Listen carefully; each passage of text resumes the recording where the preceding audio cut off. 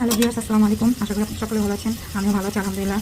আজকে শাশুড়ি আসছে অনেক দিন পরলে ভুল হবে, অনেক মাস পর আসছে। তো আমি সকাল সকাল রান্না বসিয়ে দিলাম। চিংড়ি মাছ দিয়ে ধুন্দুল রান্না করবো আজকে। তো তা আপনাদের সাথে শেয়ার করছি। ধুন্দুলগুলো কেটে ধুয়ে রেখেছি। কষানোর জন্য একটু পানি দিয়ে নিলাম। সাথে দিব সামান্য একটু আদা রসুন, স্বাদ মতো লবণ, পরিমাণ মতো হলুদের গুঁড়ো, মরিচের গুঁড়ো, তারপরে একটু নাড়াচাড়া।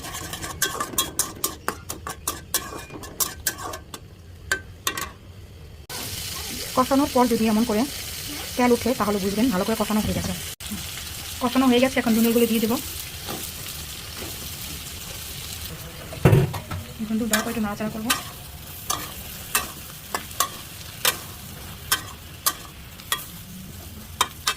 এখন ঢাকনা দিয়ে রেখে দেবো।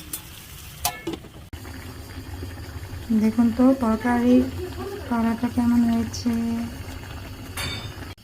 তরকারিটা হয়ে গেছে, নামানো হয়ে গেল। এখন দেখুন।